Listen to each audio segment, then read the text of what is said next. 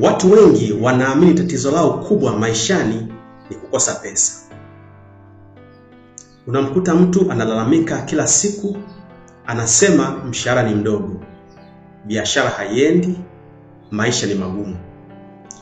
Lakini ukimwangalia kwa karibu, kuna watu wengine wana kipato kile kile, lakini maisha yao yanaenda mbele. Hapo ndipo swali muhimu linaanza. Inawezekanaje watu wawili wawe na kipato sawa, lakini maisha yao yawe tofauti kabisa? Ukweli ni huu. Tatizo mara nyingi halipo kwenye mfuko. Tatizo lipo kwenye mawazo. Na kwenye video hii tutazungumza kuhusu jambo muhimu sana. Kwa nini watu wengi wanabaki maskini hata wanapoongeza kipato? Kosa moja la mawazo ambalo linaweza kuchelewesha mafanikio yako kwa miaka mingi, na jinsi ya kuanza kubadilisha namna unavyofikiria kuhusu pesa. Lakini kuna kosa moja la mawazo ambalo watu wengi hufanya bila hata kutambua. Na kosa hilo linaweza kukufanya ufanye kazi miaka 10 bila kuona mabadiliko makubwa kwenye maisha yako.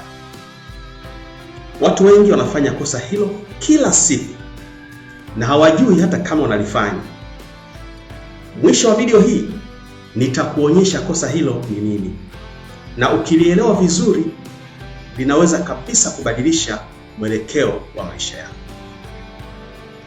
Hebu tuanze na kitu ambacho watu wengi wanaamini. Watu wengi wanafikiri hivi: nikipata pesa nyingi maisha yangu yatabadilika.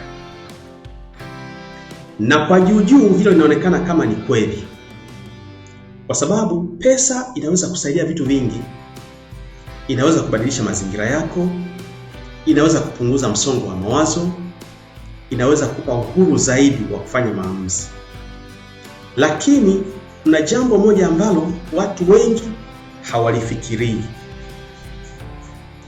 Jambo hilo ni hili: kuna watu wengi ambao wana mishahara mizuri, biashara zao zinawaingizia pesa nyingi, lakini bado wanabaki na matatizo yale yale ya kifedha. Madeni yanaongezeka, akiba hakuna. Maisha yanaonekana kama yanakwenda mzunguko ule ule. Sasa kwa nini? Kwa sababu pesa mara nyingi ni matokeo ya mawazo. Na kama mawazo hayajabadilika, hata ukiongeza pesa, matokeo yanaweza kubaki yale yale. Na hilo ndilo jambo tutakalochambua leo kwa kina, kwa utulivu na kwa mifano halisi ya maisha. Karibu sana kwenye mazungumzo ya leo. Kwenye channel hii tunazungumza kuhusu mambo muhimu ya maisha: nidhamu, mawazo, maendeleo binafsi na jinsi ya kujenga maisha yenye mwelekeo. Si kwa kelele wala kwa mihemko, bali kwa kuelewa mizizi ya matatizo, kwa sababu mara nyingi matatizo ya maisha hayaanzi kwenye matokeo, yanaanza kwenye fikra. Kabla hatujaendelea mbele, hebu nikuambie wazi kabisa utaondoka na nini baada ya video hii. Mwisho wa video hii utaelewa kwa nini watu wengi wanabaki kwenye hali ile ile kifedha kwa miaka mingi.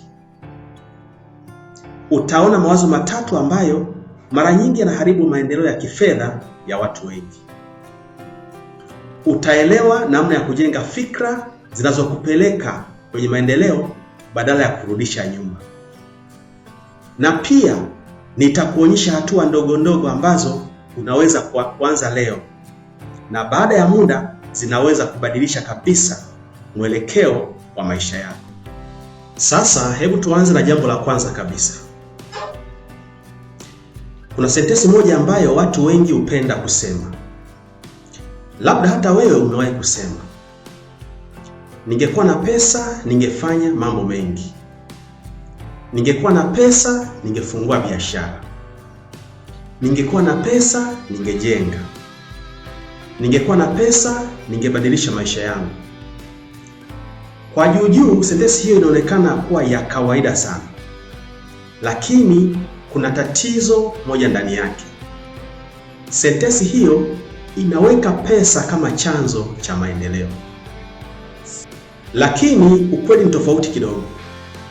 Maendeleo mara nyingi huanza kwenye mawazo. Hebu fikiria mfano huu rahisi. Watu wawili wana mshahara wa $500,000. Wote wanaanza kazi mwaka ule ule. Wanaishi kwenye mji ule ule na wanakutana na changamoto zile zile za maisha. Lakini baada ya miaka 5, maisha yao yanaonekana tofauti kabisa. Mtu wa kwanza anaanza kufuatilia matumizi yake. Anaweka akiba kidogo kila mwezi. Anaanza kujifunza kuhusu uwekezaji mdogo mdogo. Anaweza kununua kitu kidogo kama kiwanja au kuanza biashara ndogo. Sasa mtu wa pili anatumia pesa zote kila mwezi. Anasema maisha ni ya kuishi sasa. Akiongeza kipato kidogo, anaongeza matumizi. Baada ya miaka 5, tofauti yao inaanza kuonekana wazi. Na hapo ndipo unagundua kitu muhimu sana. Tatizo halikuwa kipato. Tatizo lilikuwa maamuzi. Watu wengi hawana tatizo la kipato. Wana tatizo la maamuzi. Na maamuzi hayo yanaanza kwenye mawazo. Hebu nikuulize swali moja la kufikiria. Tatizo lako ni kipato au ni namna unavyofikiria kuhusu pesa? Kwa sababu mara nyingi mtu anapobadilisha mawazo yake, anaanza kubadilisha tabia zake. Na tabia zinapoanza kubadilika, ndipo maisha yanaanza kubadilika pole pole. Sasa, kama unataka kuanza kubadilisha hali yako ya kifedha, anza na hatua 3 rahisi. Hatua ya kwanza, anza kufuatilia matumizi yako. Watu wengi hawajui hata pesa yao inaenda wapi. Hatua ya pili, tambua vipaumbele vyako. Ni vitu gani muhimu kwenye maisha yako na ni vitu gani si muhimu sana. Hatua ya 3, anza kuweka lengo la kifedha. Hata kama ni lengo dogo, kwa sababu bila lengo, pesa mara nyingi hupotea bila mwelekeo. Lakini hapa sasa kuna mawazo ambayo watu wengi huwa wanakosea sana. Mawazo ambayo yanawafanya watu wengi wabaki kwenye hali ile ile kwa miaka mingi. Na mawazo hayo tutayaona kwenye sehemu inayofuata. Endelea kuangalia video hii. Hebu fikiria hali ambayo ni ya kawaida sana. Unakutana na rafiki yako, mnakaa mahali mkizungumza kuhusu maisha. Halafu anasema sentensi hii: siku moja mambo yatabadilika. Au anasema siku moja nitapata nafasi nzuri. Siku moja nitaanza biashara. Siku moja nitafanya kitu kikubwa mpaka watu washangae. Tatizo la sentensi hiyo si kwamba ni mbaya. Tatizo ni kitu kimoja. Watu wengi wanaishi maisha yao wakisubiri siku moja. Wanasubiri bahati, mtu awasaidie, fursa kubwa itokee ghafla. Lakini ukweli ni huu: watu wanaofanikiwa sana maishani hawakai wakisubiri bahati. Wanajenga mazingira ambayo yanazalisha fursa. Sasa hebu tuchukue mfano rahisi. Mtu mmoja anamaliza kazi saa 10 jioni. Anarudi nyumbani. Anapumzika kidogo. Halafu anatumia saa 1 au 2 kujifunza kitu kipya. Labda ujuzi wa digital, labda anajifunza biashara, labda anasoma vitabu kuhusu maendeleo ya maisha. Mtu mwingine ana ratiba ile ile. Anafika nyumbani, anafungua TV au anaingia kwenye simu kwa masaa 3 au 4. Sasa ukiangalia siku moja, tofauti haitakuwa kubwa sana. lakini ukiangalia miaka 2 au 3, tofauti inaanza kuonekana wazi. Mmoja ameongeza uwezo wake, ameongeza maarifa, pia ameongeza fursa, wakati mtu mwingine amepoteza muda wake. Na hapo ndipo unaanza kuelewa kitu muhimu sana. Bahati mara nyingi huwapata watu ambao wanajiandaa. Sasa hebu nikuulize swali moja. Ni mara ngapi umesubiri kitu kitokee badala ya kuanza kukitengeneza mwenyewe? Kwa sababu ukweli ni kwamba maisha hubadilika pale ambapo mtu anaacha kusubiri na anaanza kujenga. Kama unataka kubadilisha mwelekeo wa maisha yako, anza na hatua hizi 3 rahisi. Hatua ya kwanza, amua kujifunza ujuzi mpya kila mwaka. Sio lazima uwe mkubwa sana, lakini jifunze ujuzi ambao unaongeza uwezo wako. Hatua ya pili, anza kusoma vitabu. Maarifa hubadilisha namna mtu anavyofikiria, na mawazo mapya huzaa maamuzi mapya. Hatua ya tatu, jenga mtandao wa watu wanaofikiria kuhusu maendeleo. Mazungumzo unayoyasikia kila siku yanaweza kubadilisha kabisa mtazamo wako. Lakini hata watu wanaojitahidi sana wanaweza kufanya kosa moja kubwa sana, na kosa hilo linaweza kuharibu kabisa maendeleo yao ya kifedha. Na hilo ndilo tutalizungumzia sehemu inayofuata. Hebu tuzungumze kuhusu hali ambayo watu wengi wamewahi kuipitia.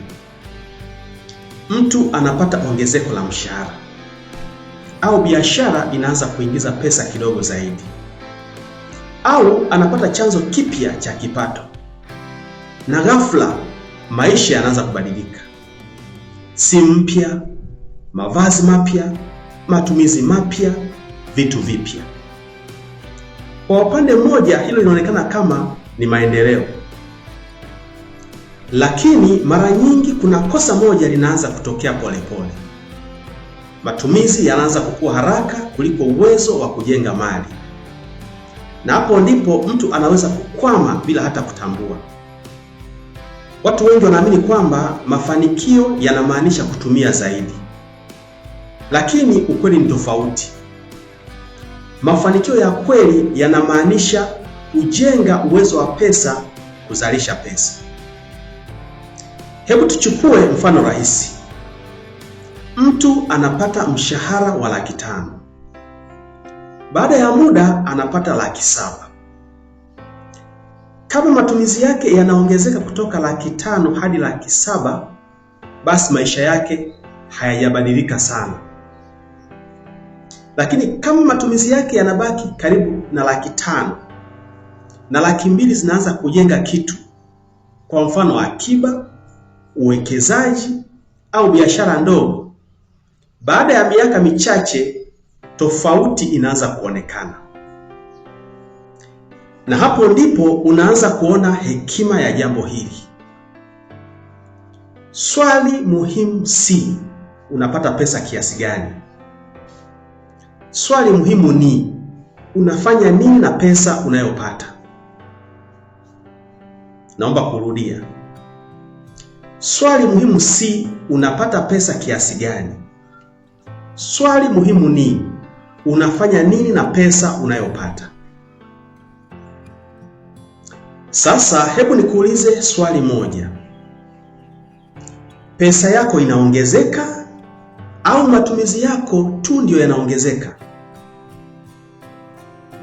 Kwa sababu watu wengi wanapoanza kuongeza kipato, wanaongeza matumizi yao haraka sana, na wanajikuta wanahitaji pesa nyingi zaidi kila mwaka. Kama unataka kuepuka kosa hili, anza na hatua 3. Hatua ya kwanza, weka asilimia ya uwekezaji kwenye kila kipato unachopata. Kwenye video zilizopita nilijaribu kuelezea aina fulani ya mfumo wa bajeti ambao ni rahisi unaweza kuutumia kuweza kupangilia kipato chako. 50% matumizi ya lazima, matumizi ambayo bila hayo wewe hauwezi kuishi. 30% matumizi yasiyokuwa ya lazima, matumizi ambayo hata yasipokuwepo maisha yanaendelea. Na 20% akiba na uwekezaji. Lakini unaweza kuanzia na asilimia yoyote, hata kama ni ndogo. Lengo ni kwanza tu kuwekeza. Hatua ya pili, epuka kile kitu kinachoitwa lifestyle inflation. Yaani kila unapoongeza kipato unaongeza matumizi. Hatua ya tatu, tengeneza mfumo wa akiba. Akiba inatoa nafasi ya kufanya maamuzi makubwa baadaye. Lakini hapa ndipo kuna ukweli mgumu ambao watu wengi hawapendi kusikia, na huo ninaenda kuzungumzia sasa. Endelea kuangalia video hii. Kuna imani moja ambayo imeenea sana kwenye jamii. Watu wengi wanaamini kwamba watu waliofanikiwa walipata bahati. Wanasema yule alipata connection, yule alipata bahati, yule alipata msaada. Lakini ukiangalia kwa karibu zaidi, utagundua kitu tofauti. Watu wengi waliofanikiwa walibadilisha tabia zao kabla hata ya kuona pesa nyingi. Sasa hebu nikusimulie mfano huu mfupi. Kuna mtu mmoja ambaye alikuwa na kipato cha kawaida kabisa, lakini aliamua kufanya kitu kimoja cha tofauti. Aliamua kuwa na nidhamu ya matumizi. Alianza kuweka akiba kidogo kila mwezi. Haikuwa pesa kubwa, lakini alifanya hivyo kwa miaka kadhaa. Baada ya muda, akiba hiyo ilimpa nafasi ya kuanza biashara ndogo. Biashara hiyo ilikuwa polepole. Miaka kadhaa baadaye, watu walipoanza kuona mafanikio yake, walifikiri alipata bahati, lakini hawakuona miaka ya nidhamu iliyotangulia. Na hapo ndipo ukweli unaanza kujitokeza, kwamba mafanikio yanayoonekana leo mara nyingi ni matokeo ya tabia ambazo zilianza miaka mingi iliyopita. Na hilo ndilo linatupeleka kwenye ukweli mwingine muhimu sana ninaoenda kuzungumzia sasa. Endelea kuangalia video hii. Watu wengi wanapenda matokeo ya haraka. Tunapenda kuona mafanikio leo. Tunapenda kuona maendeleo sasa hivi. Lakini maisha mara nyingi hayafanyi kazi hivi. Watu wengi wanafikiri mafanikio yanatokea ghafla. Lakini ukweli ni tofauti kabisa. Mafanikio mara nyingi ni matokeo ya maamuzi madogo madogo yanayorudiwa kila siku. Hebu fikiria mfano huu. Mtu anaamua kusoma kurasa 10 za kitabu kila siku. Kurasa 10 zinaonekana kidogo sana, lakini baada ya mwezi mmoja ameweza kusoma kitabu kimoja au viwili. Baada ya mwaka mmoja ameongeza maarifa yake kwa kiwango kikubwa. Baada ya miaka 3 anaweza kuwa na uelewa ambao watu wengi hawana. Lakini mtu mwingine anasema hana muda, na miaka inapita. Tofauti inaanza kuonekana polepole, na hapo ndipo unaanza kuona nguvu ya tabia ndogo ndogo. Sasa hebu nikuulize swali moja la muhimu sana. Ni tabia gani ndogo unairudia kila siku? Kwa sababu tabia hizo ndizo zitakazojenga maisha yako baada ya miaka kadhaa. Kama unataka kubadilisha maisha yako, anza kujenga mfumo rahisi wa maendeleo. Hatua ya kwanza, tengeneza rutini ya kujifunza kila siku. hata kama dakika 20 au 30. Hatua ya pili, punguza matumizi yasiyo muhimu. Pesa nyingi hupotea kwenye vitu visivyo na umuhimu mkubwa. Na hatua ya tatu, jifunze kila siku kitu kinachoweza kuongeza uwezo wako wa kupata kipato. Lakini bado kuna badiliko moja muhimu sana la kimawazo. Na badiliko hilo linaweza kubadilisha kabisa namna unavyofikiria au unavyoiona pesa. Na hilo ndilo nitalizungumzia kwenye sehemu inayofuata. Hebu tuanze na swali rahisi sana. Pesa kwako ina maana gani? Watu wengi wanapofikiria kuhusu pesa wanafikiria kitu kimoja, matumizi. Wanafikiria kula vizuri, kununua vitu, kuongeza starehe za maisha, na kwa kweli hakuna tatizo katika hilo. Pesa inaweza kufanya mambo yawe rahisi kidogo. Lakini hapa ndipo tofauti kubwa inaanza kuonekana. Watu wengi wanaona pesa kama kitu cha kutumia. Lakini watu wanaojenga mafanikio ya muda mrefu wanaona pesa kama chombo. Chombo cha kujenga uhuru, chombo cha kujenga fursa, chombo cha kujenga maisha yenye utulivu zaidi. Sasa ili unielewe vizuri zaidi, hebu fikiria mfano huu.